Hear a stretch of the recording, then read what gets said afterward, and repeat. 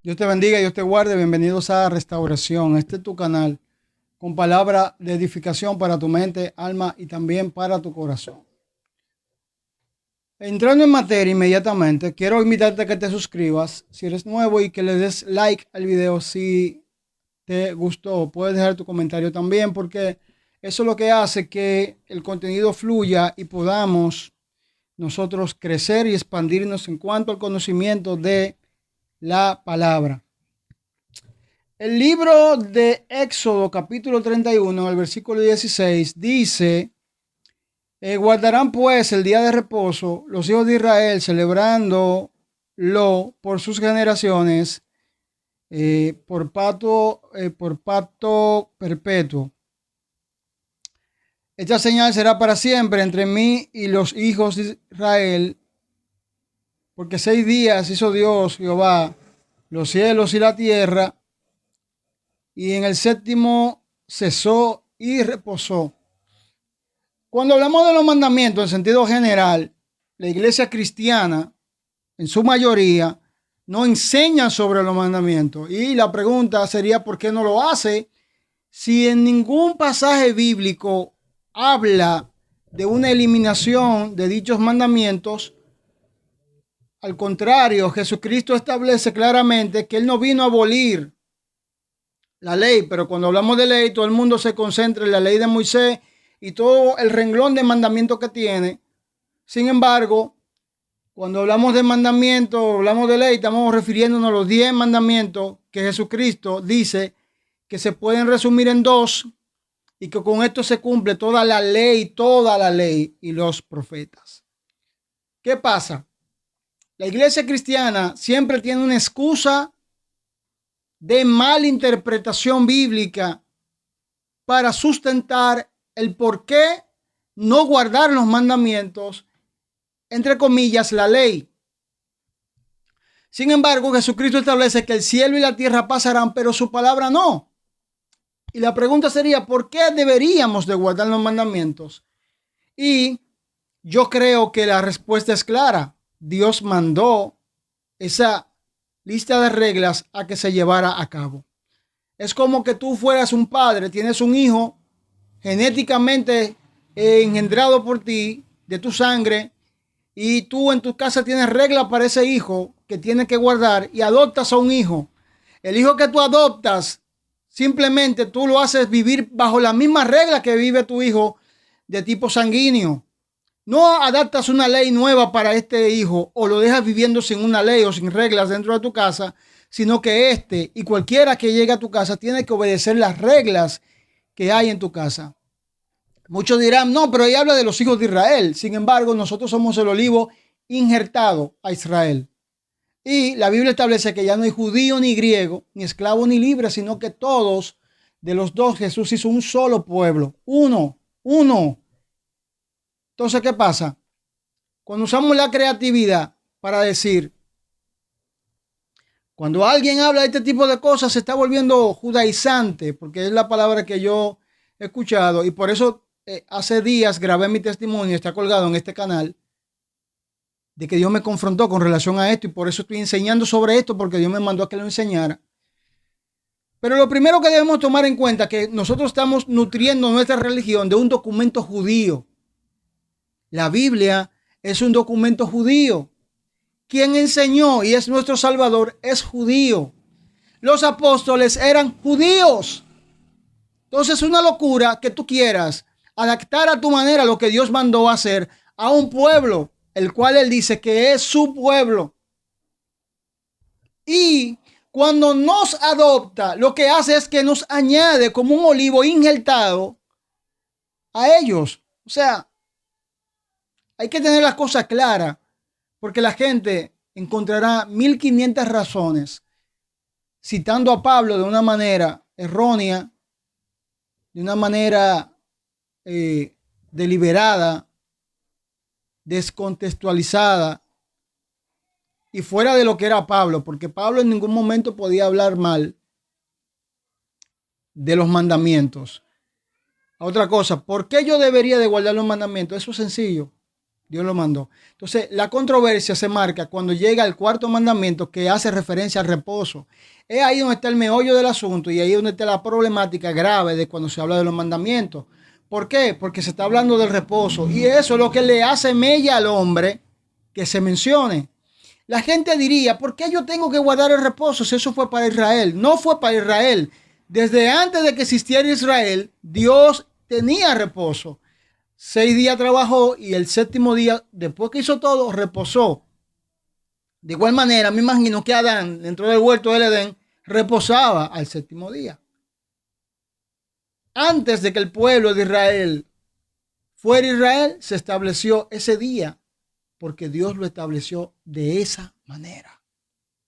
Ahora, si usted me encuentra un versículo bíblico que realmente diga que Jesucristo dijo, esto ya no debe de hacerse, entonces fuera razón suficiente para poder negar lo que Dios manda. Sin embargo, nuestra carnalidad, nuestra malevosidad, o sea, nuestra maldad, nos hace violentar el mandamiento de Dios para sujetarnos a mandamientos y dogmas de hombre.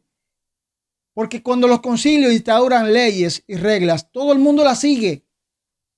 Y el que no las sigue sabe que lo van a sacar del concilio. Pero para que no te saquen del concilio, tú mejor sigas esas reglas. De igual manera, debería ser con la cosa de Dios y mucho más. Porque si Dios es que manda que se haga, ¿por qué tú deberías de no hacerlo? ¿Qué es lo que te limita a no hacerlo? Poner mil excusas. Mil excusas. Hay gente que no es bendecida, no es prosperada, simplemente porque desobedece lo que Dios manda. Y Dios mandó desde tiempos milenarios atrás. Jesús respetó ese día. Lo respetó tanto que pudiendo resucitar ese día, decidió no hacerlo.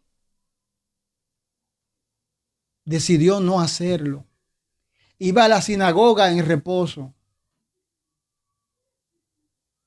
Sin embargo, la religión o el sistema religioso de este tiempo, el sistema de creencias de este tiempo, adopta cosas judías y la trae a la gracia, entre comillas, pero son aquellas cosas que convienen.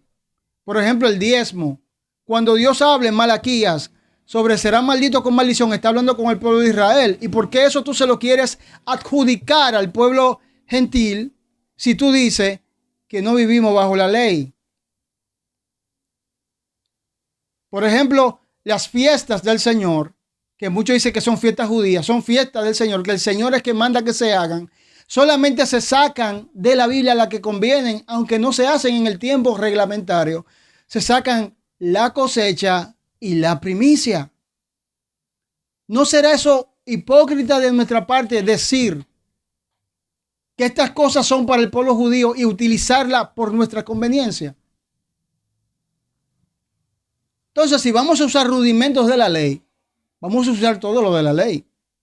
No sacar las cosas que a nosotros nos convienen y empecemos a hacer las cosas que Dios manda. Con relación a las festividades, son mandatos de Dios perpetuos, que Dios dice que son perpetuos, como Dios le dice al pueblo de Israel. Estos de reposo me lo van a celebrar por sus generaciones. O sea, mientras ustedes estén vivos, por sus generaciones, van a celebrarme el reposo, el Shabbat, el día de reposo. Y esto lo harán para siempre. No hay manera en que Jesucristo, el cual dijo que no vino a abolir la ley, haya eliminado eso. Ahora, la pregunta que yo más me hago es si Dios tiene reglas claras y establecidas,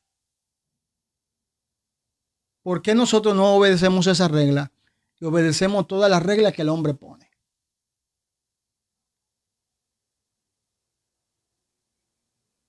Dice la palabra de Dios en Primera de Juan capítulo 2, versículo 4, que si alguno dice que conoce al Señor y no guarda sus mandamientos, el tal es mentiroso y la verdad no está en él.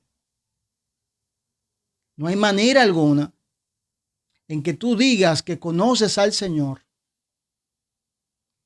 sin guardar lo que Dios manda en su palabra que tú debes de guardar. La otra cuestión es que para que tú tengas una interacción con el Espíritu Santo, tú tienes que guardar lo que Dios manda guardar. De lo contrario, la manifestación que hay en ti difícilmente sea de Dios. Porque para conocer a Dios tiene que ser mediante a su Espíritu. Y para que su Espíritu esté en ti, tú debes de estar en obediencia. Hay gente que dice andar por el Espíritu. No es posible que tú andes por el Espíritu en desobediencia cuando tú no amas a tu prójimo como a ti mismo y no amas a Dios sobre todas las cosas. Y el que ama a Dios sobre todas las cosas hace lo que Dios pide que se haga. Y el que ama a su prójimo como a sí mismo no daña a su prójimo para que sufra sobre esta tierra. Así declara en la palabra. Si tú quieres bendición para tu vida, haz lo que Dios le dijo a Josué en el capítulo 1, versículo 8. Que no se aparte de tu boca este libro de la ley, sino que meditarás en él de día y de noche para que hagas conforme a todo lo que en él es escrito. Entonces harás prosperar tu camino y todo te saldrá bien. La única manera de recibir bendición de una manera literal es sujetándonos a los mandamientos de Dios establecidos en su palabra, dados a su siervo Moisés y confirmados por Jesucristo, por Yeshua el Mesías, cuando vino aquí en la tierra. Entonces no hay perdedera en esto, no hay manera de tú evadir esto. Y si Pablo en alguna manera contradice lo que Jesús dice, no atienda a Pablo, atiende lo que dice Jesús.